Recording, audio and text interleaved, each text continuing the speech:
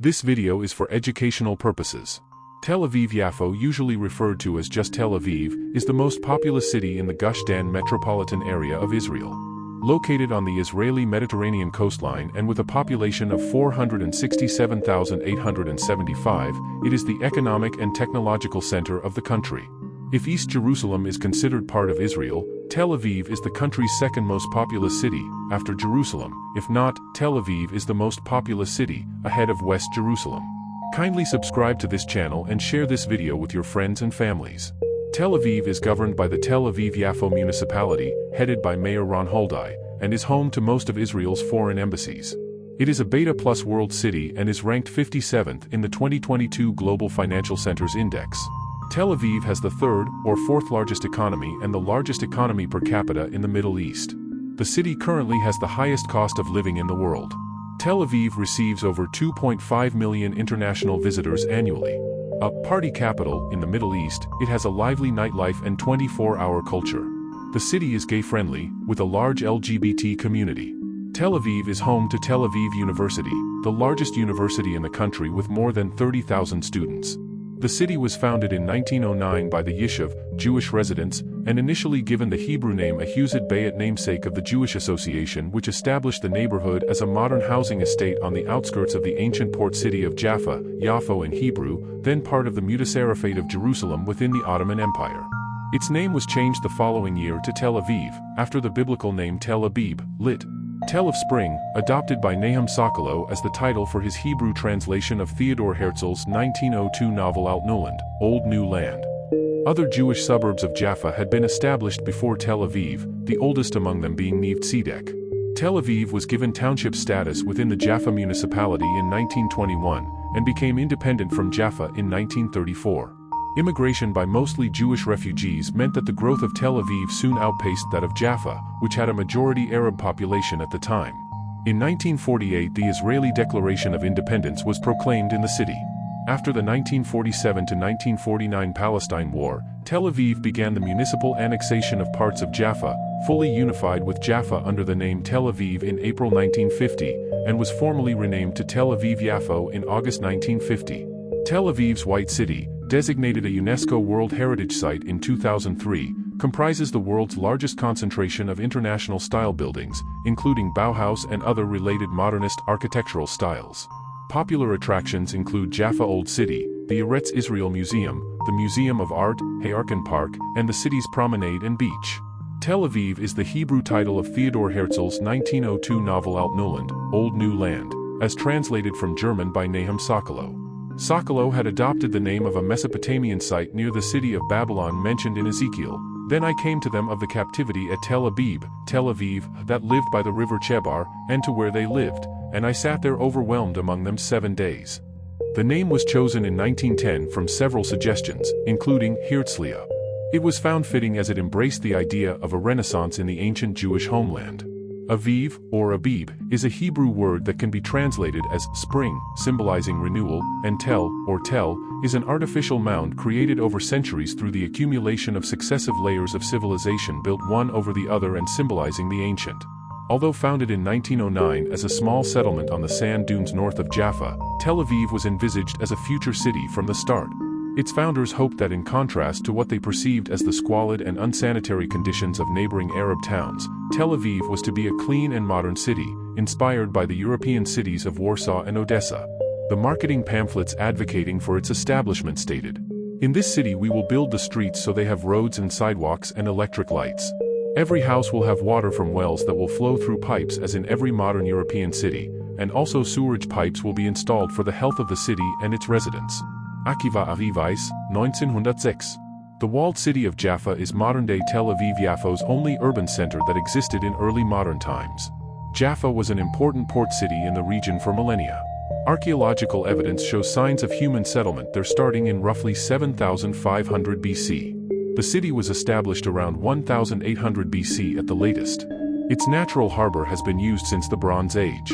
By the time Tel Aviv was founded as a separate city during Ottoman rule of the region, Jaffa had been ruled by the Canaanites, Egyptians, Philistines, Israelites, Assyrians, Babylonians, Persians, Phoenicians, Ptolemies, Seleucids, Hasmoneans, Romans, Byzantines, the early Islamic caliphates, Crusaders, Ayyubids, and Mamluks before coming under Ottoman rule in 1515.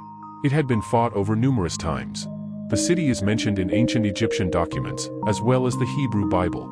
Other ancient sites in Tel Aviv include Tel Kazal, Tel Jarisa, Abattoir Hill, Tel Hazhash, and Tel Kadadi. During the first Aliyah in the 1880s, when Jewish immigrants began arriving in the region in significant numbers, new neighborhoods were founded outside Jaffa on the current territory of Tel Aviv. The first was Neve Tzedek, founded in 1887 by Mizrahi Jews due to overcrowding in Jaffa and built on lands owned by Aaron Shalush. Other neighborhoods were Neve Shalom, 1890, Yaffa Naf, 1896, Akva, 1899, Ohel Moshe, 1904, Kerem Hataymanim, 1906, and others. Once Tel Aviv received city status in the 1920s, those neighborhoods joined the newly formed municipality, now becoming separated from Jaffa. The second Aliyah led to further expansion. In 1906, a group of Jews, among them residents of Jaffa, followed the initiative of Akiva Aryeh Weiss and banded together to form the Ahuzat Bayit, lit. Homestead, Society. One of the society's goals was to form a Hebrew urban center in a healthy environment, planned according to the rules of aesthetics and modern hygiene. The urban planning for the new city was influenced by the Garden City movement. The first 60 plots were purchased in Kerem Jabali near Jaffa by Jacobus Khan, a Dutch citizen, who registered them in his name to circumvent the Turkish prohibition on Jewish land acquisition. Mayor Dizengoff, later Tel Aviv's first mayor, also joined the Ahuzat Bayit Society. His vision for Tel Aviv involved peaceful coexistence with Arabs. On April 11, 1909, 66 Jewish families gathered on a desolate sand dune to parcel out the land by lottery using seashells. This gathering is considered the official date of the establishment of Tel Aviv. The lottery was organized by Akiva Aryeh Weiss, president of the Building Society. Weiss collected 120 seashells on the beach, half of them white and half of them gray. The members' names were written on the white shells and the plot numbers on the gray shells. A boy drew names from one box of shells and a girl drew plot numbers from the second box. A photographer, Abraham Soskin, documented the event. The first water well was later dug at this site, located on what is today Rothschild Boulevard, across from Dizengoff House. Within a year, Herzl, Ahad Hayam, Yehuda Halevi, Lilienblum, and Rothschild streets were built, a water system was installed, and 66 houses, including some on 6 subdivided plots, were completed. At the end of Herzl Street, a plot was allocated for a new building for the Herzliya Hebrew High School, founded in Jaffa in 1906. The cornerstone for the building was laid on July 28, 1909. The town was originally named Ahuzat Bayit. On May 21, 1910, the name Tel Aviv was adopted. The flag and city arms of Tel Aviv, see above, contain under the red star of David 2 words from the biblical book of Jeremiah: I, God, will build you up again and you will be rebuilt. J 31:4, Tel Aviv was planned as an independent Hebrew city with wide streets and boulevards, running water for each house, and street lights. By 1914, Tel Aviv had grown to more than 1 square kilometer, 247 acres. In 1915, a census of Tel Aviv was conducted, recording a population 2,679. However, growth halted in 1917 when the Ottoman authorities expelled the residents of Jaffa and Tel Aviv as a wartime measure. A report published in the New York Times by United States Consul Garrels in Alexandria, Egypt described the Jaffa deportation of early April 1917. The orders of evacuation were aimed chiefly at the Jewish population. Jews were free to return to their homes in Tel Aviv at the end of the following year when, with the end of World War I and the defeat of the Ottomans, the British took control of Palestine. The town had rapidly become an attraction to immigrants, with a local activist writing. The immigrants were attracted to Tel Aviv because they found in it all the comforts they were used to in Europe: electric light, water, a little cleanliness, cinema, opera, theater, and also more or less advanced schools, busy streets, full restaurants, cafes open until 2 a.m., singing, music, and dancing. A master plan for the Tel Aviv township was created by Patrick Geddes, 1925, based on the Garden City movement. The plan consisted of 4 main features: a hierarchical system of streets laid out in a grid, large blocks consisting of small-scale domestic dwellings, the organization of these blocks around central open spaces, and the concentration of cultural institutions to form a civic center. Tel Aviv, along with the rest of the Jaffa municipality, was conquered by the British Imperial Army in late 1917 during the Sinai and Palestine campaign of World War I and became part of British-administered Mandatory Palestine until 1948. Tel Aviv, established as suburb of Jaffa, received township or local council status within the Jaffa municipality in 1921. According to a census conducted in 1922 by the British Mandate authorities, Tel Aviv had a population of 15,185, 15,065 Jews, 78 Muslims, and 42 Christians. The population increased in the 1931 census to 46,101, 45,564 Jews, 288 with no religion, 143 Christians, and 106 Muslims, in 12,545 houses. With increasing Jewish immigration during the British administration, friction between Arabs and Jews in Palestine increased. On May 1, 1921, the Jaffa riots resulted in the deaths of 48 Arabs and 47 Jews and injuries to 146 Jews and 73 Arabs. In the wake of this violence, many Jews left Jaffa for Tel Aviv. The population of Tel Aviv increased from 2,000 in 1920 to around 34,000 by 1925. Kindly subscribe to this channel and share this video with your friends and families. Tel Aviv began to develop as a commercial center. In 1923, Tel Aviv was the first town to be wired to electricity in Palestine, followed by Jaffa later in the same year. The opening ceremony of the Jaffa Electric Company powerhouse, on June 10, 1923, celebrated the lighting of the two main streets of Tel Aviv. In 1925, the Scottish biologist, sociologist, philanthropist and pioneering town planner Patrick Geddes drew up a master plan for Tel Aviv which was adopted by the city council led by Mayor Dizengoff. Geddes's plan for developing the northern part of the district was based on Ebenezer Howard's Garden City movement. While most of the northern area of Tel Aviv was built according to this plan, the influx of European refugees in the 1930s necessitated the construction of taller apartment buildings on a larger footprint in the city. Ben Gurion House was built in 1930-31, part of a new workers' housing development. At the same time, Jewish cultural life was given a boost by the establishment of the Oval Theater and the decision of Habima Theater to make Tel Aviv its permanent base in 1931. Tel Aviv was granted the status of an independent municipality separate from Jaffa in 1934. The Jewish population rose dramatically during the Fifth Aliyah after the Nazis came to power in Germany. By 1937, the Jewish population of Tel Aviv had risen to 150,000, compared to Jaffa's mainly Arab 69,000 residents. Within 2 years, it had reached 160,000, which was over a third of Palestine's total Jewish population. Many new Jewish immigrants to Palestine disembarked in Jaffa, and remained in Tel Aviv, turning the city into a center of urban life. Friction during the 1936-39 Arab Revolt led to the opening of a local Jewish port, Tel Aviv Port, independent of Jaffa, in 1938. It closed on October 25, 1965. Lydda Airport, later Ben Gurion Airport, and Sde Dov Airport opened between 1937 and 1938. Many German Jewish architects trained at the Bauhaus, the modernist school of architecture in Germany, and left Germany during the 1930s. Some, like Aria Sharon, came to Palestine and adapted the architectural outlook of the Bauhaus and similar schools to the local conditions there, creating what is recognized as the largest concentration of buildings in the international style in the world. Tel Aviv's White City emerged in the 1930s, and became a UNESCO World Heritage Site in 2003.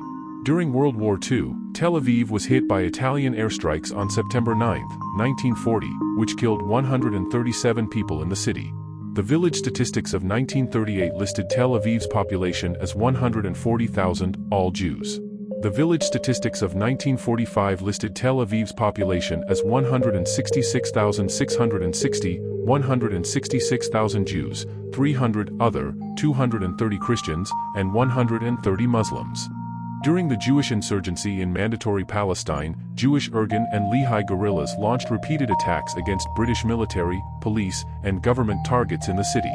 In 1946, following the King David Hotel bombing, the British carried out Operation Shark, in which the entire city was searched for Jewish militants and most of the residents questioned, during which the entire city was placed under curfew. During the March 1947 martial law in Mandatory Palestine, Tel Aviv was placed under martial law by the British authorities for 15 days, with the residents kept under curfew for all but 3 hours a day as British forces scoured the city for militants. In spite of this, Jewish guerrilla attacks continued in Tel Aviv and other areas under martial law in Palestine. According to the 1947 UN partition plan for dividing Palestine into Jewish and Arab states, Tel Aviv, by then a city of 230,000, was to be included in the proposed Jewish state.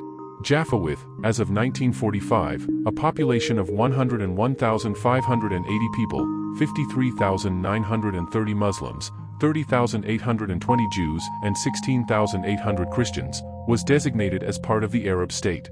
Civil war broke out in the country and in particular between the neighboring cities of Tel Aviv and Jaffa, which had been assigned to the Jewish and Arab states respectively.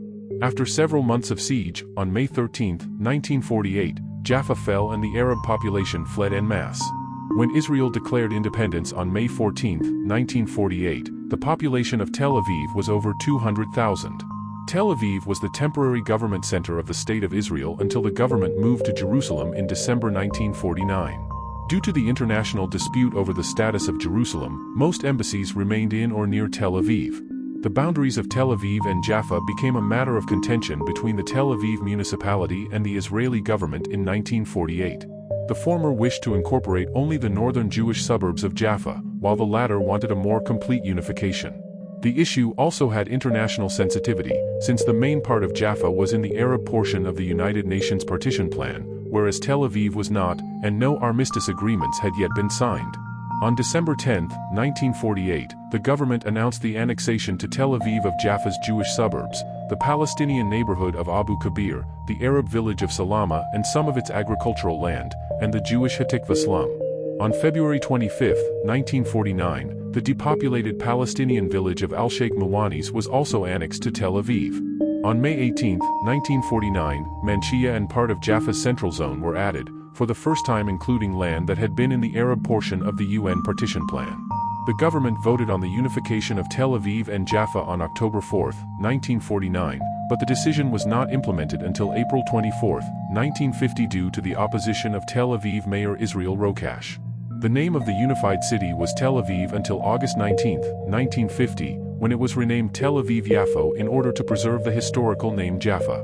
Tel Aviv thus grew to 42 square kilometers, 16.2 square miles. In 1949, a memorial to the 60 founders of Tel Aviv was constructed. In the 1960s, some of the older buildings were demolished, making way for the country's first high-rises. The historic Herzliya Hebrew Gymnasium was controversially demolished, to make way for the Shalom Meir Tower, which was completed in 1965, and remained Israel's tallest building until 1999. Tel Aviv's population peaked in the early 1960s at 390,000, representing 16% of the country's total. By the early 1970s, Tel Aviv had entered a long and steady period of continuous population decline, which was accompanied by urban decay. By 1981, Tel Aviv had entered not just natural population decline, but an absolute population decline as well. In the late 1980s, the city had an aging population of 317,000. Construction activity had moved away from the inner ring of Tel Aviv, and had moved to its outer perimeter and adjoining cities. A mass outmigration of residents from Tel Aviv to adjoining cities like Petah Tikva and Rehovot, where better housing conditions were available, was underway by the beginning of the 1970s, and only accelerated by the Yom Kippur War. Cramped housing conditions and high property prices pushed families out of Tel Aviv and deterred young people from moving in. From the beginning of 1970s, the common image of Tel Aviv became that of a decaying city, as Tel Aviv's population fell 20%. In the 1970s, the apparent sense of Tel Aviv's urban decline became a theme in the work of novelists such as Yaakov Shabtai, in works describing the city such as Sof Davar, The End of Things, and Zikron Devarim, The Memory of Things. A symptomatic article of 1980 asked, "Is Tel Aviv dying?" and portrayed what it saw as the city's existential problems: residents leaving the city, businesses penetrating into residential areas, economic and social gaps, deteriorating neighborhoods, contaminated air. Is the first Hebrew city destined for a slow death? Will it become a ghost town? However, others saw this as a transitional period. By the late 1980s, attitudes to the city's future had become markedly more optimistic. It had also become a center of nightlife and discotheques for Israelis who lived in the suburbs and adjoining cities. By 1989, Tel Aviv had acquired the nickname "Non-Stop City," as a reflection of the growing recognition of its nightlife and 24/7 culture, and "Non-Stop City" had to some extent replaced the former moniker of "First Hebrew City." The largest project built in this era was the Dizengoff Center, Israel's first shopping mall, which was completed in 1983. Other notable projects included the construction of Marganet Tower in 1987, the opening of the Suzanne Delel Center for Dance and Theater in 1989, and the Tel Aviv Cinematheque, opened in 1973 and located to the current building in 1989. Kindly subscribe to this channel and share this video with your friends and families.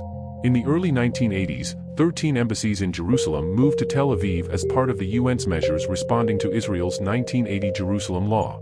Today, most national embassies are located in Tel Aviv or environs. In the 1990s, the decline in Tel Aviv's population began to be reversed and stabilized, at first temporarily due to a wave of immigrants from the former Soviet Union. Tel Aviv absorbed 42,000 immigrants from the FSU, many educated in scientific, technological, medical and mathematical fields. In this period, the number of engineers in the city doubled. Tel Aviv soon began to emerge as a global high-tech center. The construction of many skyscrapers and high-tech office buildings followed. In 1993, Tel Aviv was categorized as a world city. However, the city's municipality struggled to cope with an influx of new immigrants. Tel Aviv's tax base had been shrinking for many years, as a result of its preceding long-term population decline, and this meant there was little money available at the time to invest in the city's deteriorating infrastructure and housing. This video will continue in part 2. See you in the next one.